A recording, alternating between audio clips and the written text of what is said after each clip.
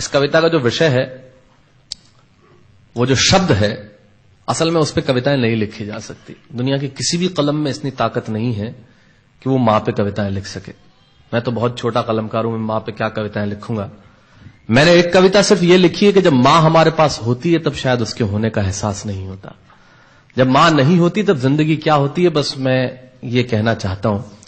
तब आप सुने उस कविता को। एक बहुत छोटी सी कहानी उस कविता के शुरू में कहता हूं। एक जंगल में एक संगीतकार मृदंग बजाता था। मृदंग ढोलक की तरह एक वाद्य को कहते हैं। और जब मृदंग बजाता तो एक बकरी का बच्चा वहां रोज आके खड़ा हो जाता। एक दिन सर ये कैमरे जो भी हैं बंद कर दें प्लीज, फॉर गॉड सेक। बकरी का बच्चा वहां खड़ा हो जाता आके, तो मृदंग जो बजाता था संगीतकार, उसने उस मेमने से एक दिन पूछ लिया कि यार तुझे क्या मेरा सुर, मेरी ताल, मेरी लय बहुत अच्छी लगती है जो तू रोज यहां चला आता है। वो बोला मैं नहीं जानता कि आप क्या बजाते हैं, न मुझे सुर की समझ, न ताल की समझ, न लय की समझ। मैं तो बस इतना जानता हूं कि इस ढोलक पे, इस मृदंग पे जो चमड़ा मढ़ा है वो मेरे मां के बदन से आया है। क्या बात है, बहुत अच्छे, वाह। जब उस पे थाप पड़ती है मैं आके खड़ा हो जाता हूं। बहुत अच्छे, वाह। मेरी कविता मां के न रहने पे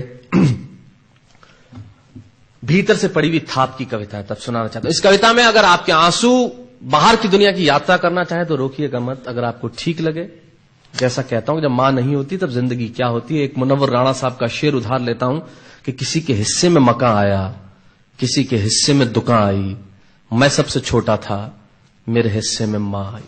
क्या बात है, वाह वाह, बहुत अच्छा। तब कहता हूं कि कल जब उठकर काम पर जा रहा था तो अचानक लगा कि कोई रोक लेगा मुझे। कल जब उठकर काम पर जा रहा था तो अचानक लगा कि कोई रोक लेगा मुझे और कहेगा खड़ा खड़ा दूध मत पी, हजम नहीं होगा। मुझे लगा कोई कहेगा खड़ा खड़ा दूध मत पी, हजम नहीं होगा। 2 घड़ी सांस ले ले, अरे इतनी ठंड और कोट भूल गया, इसे भी अपने पास ले ले। मन में सोचा मां रसोई से बोली होंगी जिसके हाथों में सना आटा होगा। अगली पंक्ति के खालीपन से जुड़े तो मुझे बताएं। मन में सोचा मां रसोई से बोली होंगी जिसके हाथों में सना आटा होगा, और पलट के देखा तो क्या मालूम था कि वहां सिर्फ सन्नाटा होगा। पलट के देखा तो क्या मालूम था कि वहां सिर्फ सन्नाटा होगा। अरे अब हवाएं ही तो बात करती हैं मुझसे। जब कोई नहीं होता तब अंतरिक्ष बात करता है, निर्वात बात करता है, वैक्यूम बात करता है। तब कहता हूं अरे अब हवाएं ही तो बात करती है मुझसे। लगता है जब जाऊंगा किसी खास काम से तो कोई कहेगा दही शक्कर खा ले बेटा, अच्छा शगुन होता है। कोई कहेगा गुड़ खा ले बेटा, अच्छा शगुन होता है। पर मन इसी बात के लिए तो रोता है कि सब कुछ है मां, सब कुछ। जिस आजादी के लिए तुझसे मैं सारी उम्र लड़ता रहा। आपने अपने बचपन में देखा होगा, माए हमें टोकती है, यहां मत जा, वहां मत जा, ये मत कर, वो मत कर। तब हम आजाद होना चाहते हैं, और आजादी की कीमत कितनी बड़ी देनी पड़ती है। अगर कम शब्दों में मैंने ठीक बात कह दी हो तो इसका एहसास मुझे जरूर कराइएगा कि सब कुछ है मां, सब कुछ। जिस आजादी के लिए तुझसे मैं सारी उम्र लड़ता रहा वो सारी आजादी मेरे पास है। फिर भी न जाने क्यों दिल की हर धड़कन उदास है। कहता था ना तुझसे मैं वही करूंगा जो मेरे जी में आएगा, और आज मैं वही सब कुछ करता हूं जो मेरे जी में आता है। बात यह नहीं है कि मैं जो चाहूं कर लूं, मुझे कोई रोकने वाला नहीं है। बात है तो इतनी सी कि सुबह देर से उठूं ना तो कोई टोकने वाला नहीं है। बहुत अच्छे, वाह वाह, बहुत अच्छे, वाह वाह वाह वाह। बात है तो इतनी सी कि सुबह देर से उठूं ना तो कोई टोकने वाला नहीं है।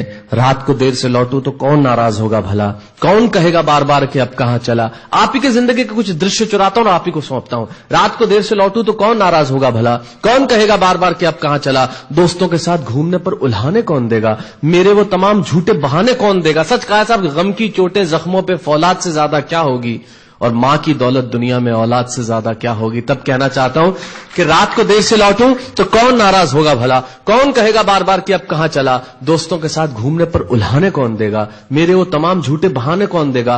कौन कहेगा कि इस उम्र में क्यों परेशान करता है। हाय राम, ये लड़का क्यों नहीं सुधरता है। पैसे कहां खर्च हो जाते हैं तेरे, क्यों नहीं बताता है। सारा दिन मुझे सताता है, रात को देर से आता है, खाना गर्म करने को जागती रहूं, खिलाने को तेरे पीछे भागती रहूं, बहाती रहूं आंसू तेरे लिए।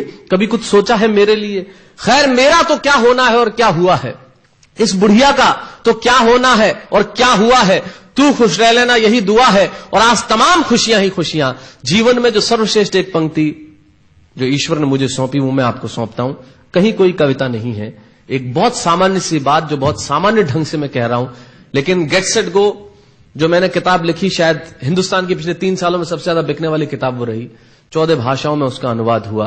वाह वाह मैं रोज टीवी पे बोलता हूं, मेरे लाखों लफ्ज कुर्बान करता हूं सिर्फ उस एक पंक्ति पे जो ईश्वर ने मुझे सौंपी, और कहीं कोई कविता नहीं है।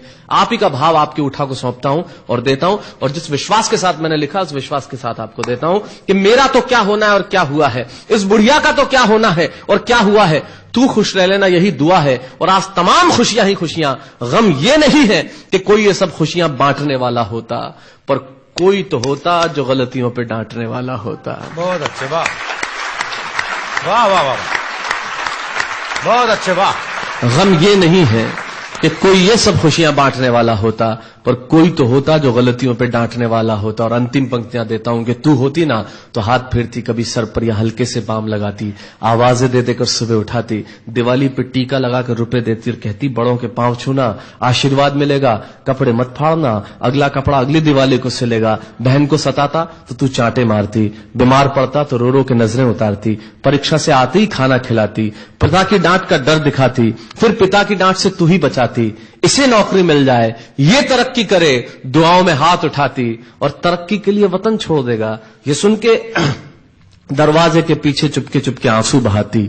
सब कुछ है मां, सब कुछ, आज तरक्की की हर रेखा तेरे बेटों को छू के जाती है, पर मां हमें तेरी बहुत याद आती है। बहुत अच्छा।